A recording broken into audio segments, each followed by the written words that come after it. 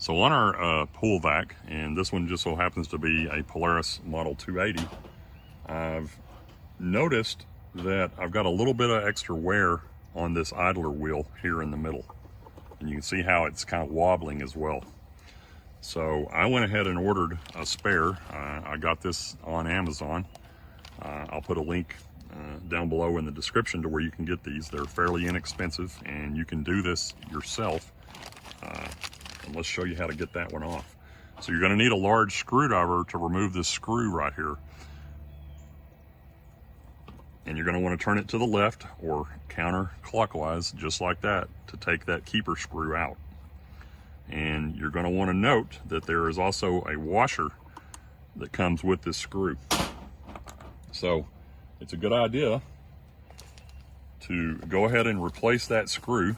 You shouldn't necessarily have to replace the washer, but it's not a bad idea to replace the screw if you have a spare. And when we pull this idler wheel off, you're going to notice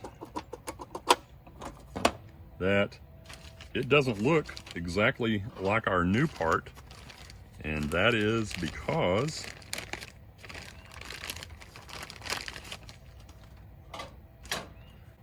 here you can see the new one, and here you can see the old one.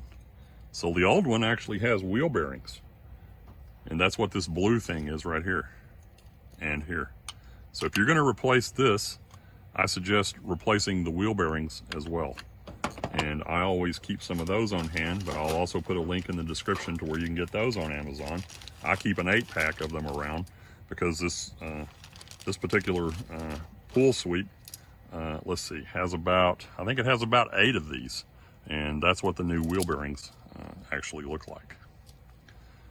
And if you were replacing the ones on here, if this thing wasn't worn, but I think you can see that it's pretty worn, especially around these edges. It's got little teeth on it here.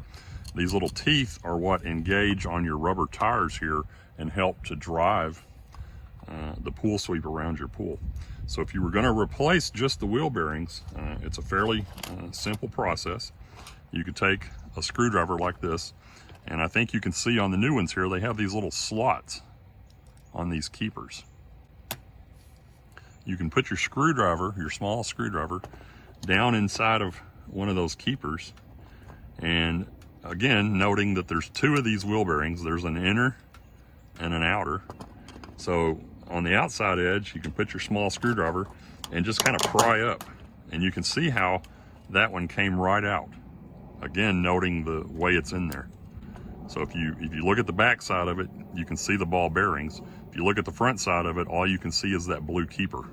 And you can see that here on one of the new ones. See how bright and shiny blue that is. So that's the outside of it. This is the inside of it. So same thing on the back side. You can put your screwdriver in there and kind of pry up like this. And hopefully that'll pop out. And let's give that a try. So just like that, and it comes out. So then, again, if we were going to reuse this wheel, I could just simply put my new wheel bearings in here and put it back in place. But I'm not. I'm going to replace this with a new one. And to do the new ones, noting which way they go, like this. This is the outer. I'm just going to hold it in place with my thumbs and kind of get it even and start to push it in until it snaps in. And it may take you a minute to get it exactly right, but you can see how that one finally went. And there's a little lip inside of here. So the wheel bearing, when you're putting it in from each side, is only going to go down and seat so far down in. So you just kind of want to push with both thumbs like this until it won't go in anymore. So it went in and stopped, and you can see how it's kind of flush right here. So now we're going to turn it over and we're going to do the inner wheel bearing. Same thing, noting which way it goes. Hold it into position, push with your thumbs, and it'll seat all the way down in there against the keeper just like that. And you'll be able to see in here this inner part of the wheel bearing is actually touching. So now we can install this on our Polaris. I've got a brand new screw here. I keep screws and inexpensive parts like this for our pool sweep in a little spare parts kit that I have in case something like this wears out. I've got something readily available. So when I use one up, I'll order a replacement to put in my spare parts kit. That way I'm not sitting around with a broken or missing part and my pool sweep is out of commission. I'm able to keep it up and running. So to put this back on, and you can look at this right here.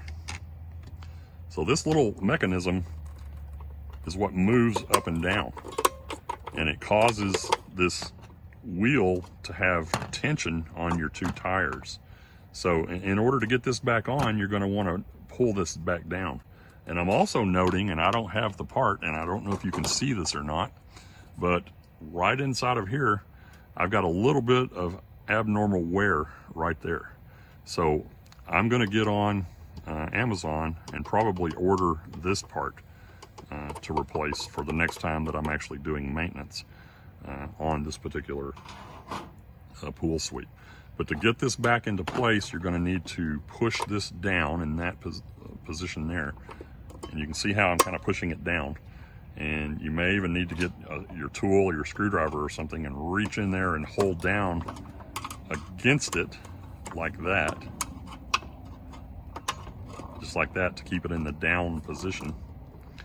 And then take your new idler wheel and line it up where it goes and just kind of slide it back into position and press it into position on the axle that it goes on. And you may just have to kind of work it in, and you can see how that one went all the way down. So now, and don't forget to put your washer on. You can reuse these washers. You don't have to. You can also order them off of Amazon, but most of the time the washers are good. It's the screws that I replace because I want the threads and everything to be good and tight. And the chlorine kind of, after a while, eats these things and they break off. I've even had one of these, the heads come off of these, and it was really a chore getting that threads or that threaded shaft out of that socket. So then you want to put your washer back on, and you want to put that screw back in place and turn it clockwise or to the right to tighten it, just like this. And you just want to be careful and don't get it cross-threaded. You'll be able to tell. And I'm just turning to the right to tighten it down until it gets, good and snug. This screwdriver doesn't really fit that screw that well, but it's working. I probably needed a smaller screwdriver because this one, the screw that I took out, the slot's a little larger than this spare part is, but it is going. So you just want to get this snug. You don't want to over tighten it, and you'll be able to tell when it gets tight. So it's tight, and I'm going to turn it about not even a quarter of a turn more, just to make sure that it's snug. Just kind of like that. And then once you have that tightened down, you just want to make sure that everything still flexes, and it does in this case. So now we're good to go. I hope this helps somebody out. Be sure and check out all of our other how-to videos on the pool. We've got a lot on working on your Polaris. The pool sweep is a key part of equipment on our pool. It helps us keep our pool up and running. So this is Don with the DIY Collaborative, and thanks for stopping by our channel. If you would, give us a thumbs up. Be sure and share our video. And subscribe to our channel if you don't mind. It would really help us out. And if you've got comments or questions, or if you're having an issue, be sure and put that down below in the comment section. We try to answer everybody in a timely manner. Thanks again for stopping by our channel.